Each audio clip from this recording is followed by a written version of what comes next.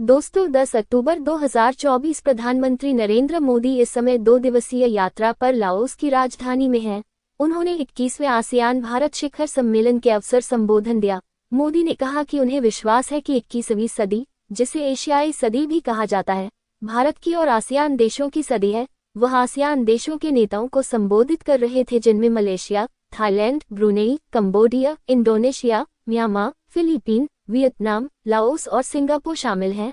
ASEAN यानी association of south east Asian Nations दक्षिण पूर्व एशियाई राष्ट्रों का संगठन एक क्षेत्रीय अंतर सरकारी संगठन है, जिसकी स्थापना 8 अगस्त 1967 को हुई थी।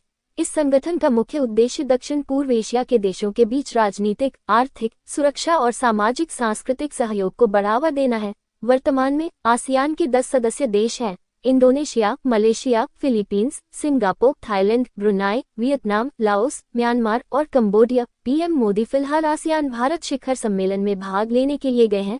आसियान भारत शिखर सम्मेलन क्या है? आसियान भारत शिखर सम्मेलन दक्षिण पूर्व एशियाई देशों के संगठन आसियान और भारत के बीच होने वाली एक महत्वपूर्ण वार्षिक बैठक है। इस शिखर सम्मेलन का मुख्य उद्देश्य भारत और आसियान देशों के बीच राजनीतिक, आर्थिक, सांस्कृतिक और सुरक्षा सहयोग को बढ़ावा देना है। भारत और आसियान के बीच संबंधों की शुरुआत 1992 में हुई थी, जब भारत को सांवादिक साझेदार के रूप में शामिल किया गया था। इसके बाद 2002 में पहली बार आसियान भारत शिखर सम्मेलन का आयोजन किया गया। तब से यह सम्मेलन हर साल आयोजित होता है, जिसमें भारत और आसियान के सदस्य देशों के नेता एक मंच पर आकर विभिन्न क्षेत्रीय और वैश्विक मुद्दों पर चर्चा करते हैं।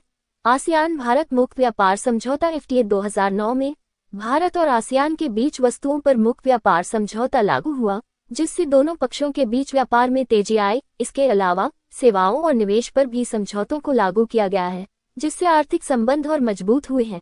इस शिखर सम्मेलन के तहत दोनों पक्षों ने आसियान भारत फंड की स्थापना की, जिसका उद्देश्य क्षेत्रीय विकास परियोजनाओं को वित्तपोषण प्रदान करना है। इसका उद्देश्य शिक्षा, विज्ञान और प्रौद्योगिकी, स्वास्थ्य और कृषि जैसे क्षेत्रों में सहयोग को बढ़ावा देना है।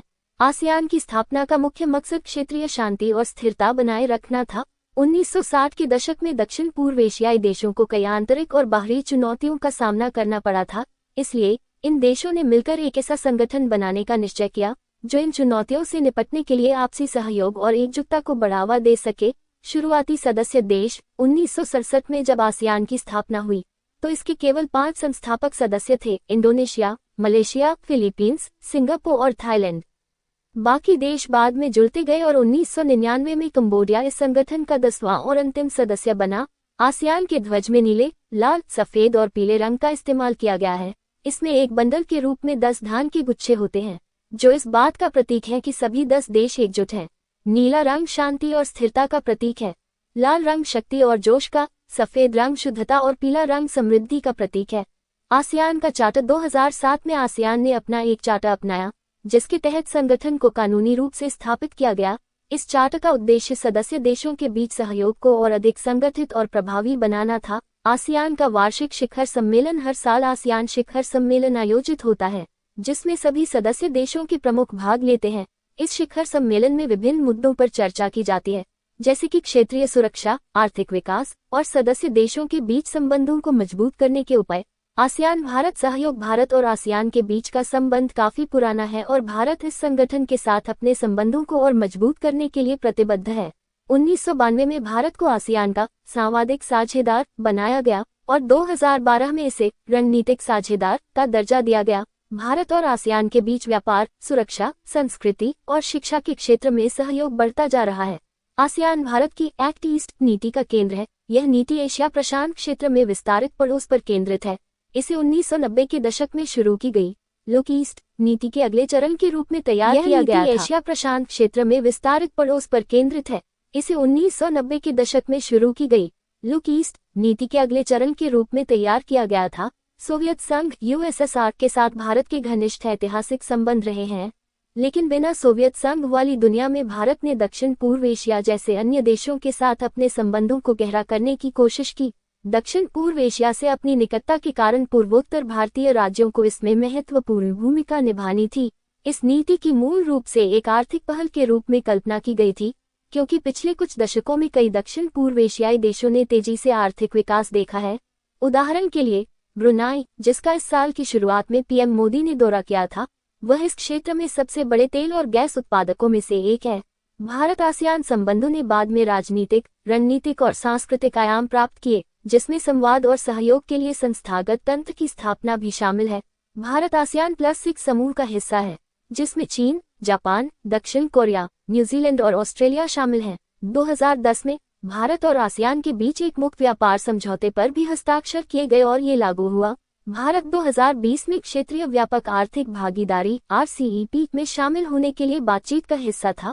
उसने अंततः ऐसा न करने का फैसला किया। हाल के वर्षों में 2020 और 2021 के महामारी वर्षों को छोड़कर मूल्य के संदर्भ में व्यापार में वृद्धि हुई है।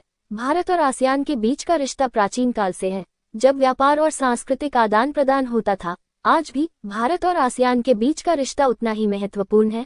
आसियान भारत शिखर सम्मेलन 2002 में शुरू हुआ था और तब से यह संबंध लगातार मजबूत हो रहा है। भारत आसियान के साथ मिलकर क्षेत्रीय शांति, स्थिरता और विकास को बढ़ावा देने के लिए काम कर रहा है। हालांकि आसियान ने अपने सदस्य देशों के बीच सहयोग को मजबूत किया है, लेकिन संगठन के सामने अभी भी कई चुनौतियां हैं। इनमें प्रमुख हैं समुद्री सीमा विवाद, दक्षिण चीन सागर में चीन की गतिविधियों से उत्पन्न तनाव और म्यांमार की राजनीतिक स्थिति। 2015 में आसियान ने एक आसियान आर्थिक समुदाय एक का गठन किया, जिसका उद्देश्य क्षेत्रीय आर्थिक एकीकरण को बढ़ावा देना है। इसके तहत सदस्य देशों के बीच व्यापार, सेवाओं, निवेश और कुशल श्रम के आदान प्रदान को सुगम बनाया गया है। आसियान ने दक्षिण पूर्व एशिया के देशों के बीच एकता और आपसी सहयोग को बढ़ावा देने में एक महत्वपूर्ण भूमिका निभाई है। संगठन की खासियत यह है कि इसके सदस्य देश एक दूसरे के आंतरिक मामलों में हस्तक्षेप नहीं करते और सबके बीच एक प्रकार का सामंजस्य बना रहता है। आसियान ने दक्षिण पूर्व एशिया में एक मजबूत संगठन के रूप में अपनी पहचान बनाई है। इसके सदस्य देशों के बीच आर्थिक और राजनीतिक सहयोग के कारण क्षेत्र में शांति और स्थिरता बनी हुई है। भारत के साथ इसका सहयोग भी महत्वपूर्ण है, जो न केवल व्यापार और सुरक्षा में सुधार लाता है, बल्कि सांस्कृतिक और सामाजिक रिश्तों को भी मजबूत करता है। आसियान का भविष्य उज्जवल दिखता है और उम्मीद की जाती है कि यह संगठन आने वाले समय में और अधिक महत्वपूर्ण भूमिका निभाएगा।